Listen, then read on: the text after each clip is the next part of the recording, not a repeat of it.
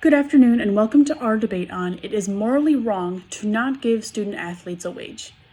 To further explain this, morally is in regards to behavior that is right or wrong, and wage means a fixed payment to these student athletes. This is a value debate topic that's covering our responsibility to these student athletes. So let's go ahead and get started. Sports have become a huge form of entertainment all across the world, and especially here in America. Professionals are paid millions of dollars in contracts to be on their sport team for years at a time. Their games are being broadcasted on national TV for millions of people to watch. And Sunday Night Football has practically become a national holiday. Somehow, these contracts and payments have not made it down to the student athletes. These dedicated students are pouring blood, sweat, and tears into becoming the best they can be in order to land their own contract, but they are very rarely rewarded for their efforts. This leads into my first argument on that these athletes should earn higher rewards for giving considerable time and effort to juggling their schoolwork, their personal lives, and their chosen sport.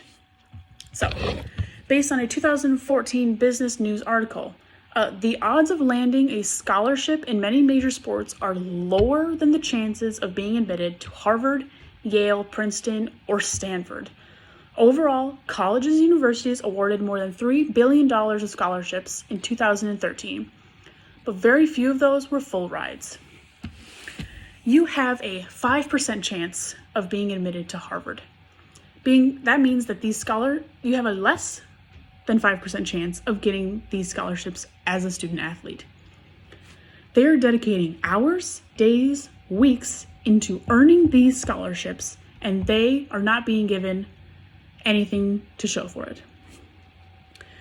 Now, the New York Times covered a new law which is supposed to take effect in 2023, which attacks the National Collegiate Athletic Association, the NCAA, their long-held philosophy that college athletes should earn a degree, not money, for playing sports.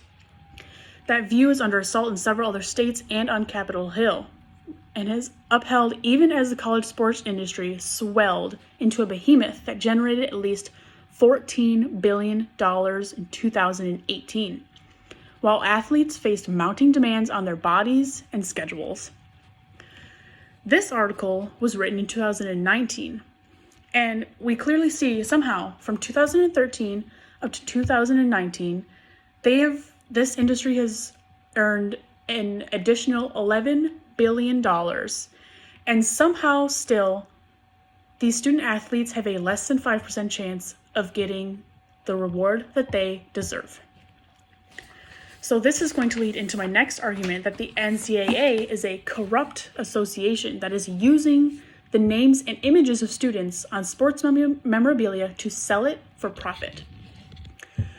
Let's see. In the Atlantic article, October 2019, the Board of Governors of the NCAA, which oversees the college sports, announced that there are just the rules that prohibited players from generating money from their own fame.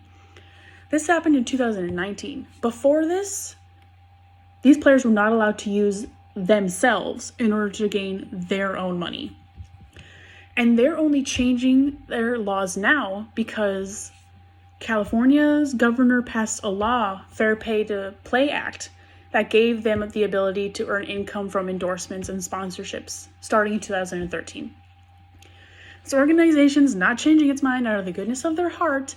They're changing it because they're being forced to by the public.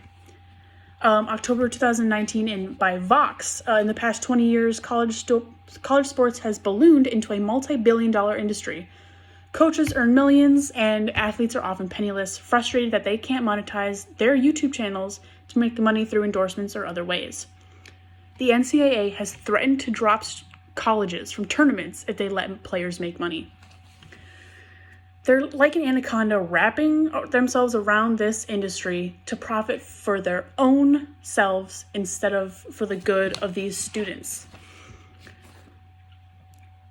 They can't even use their own images, and it's not right.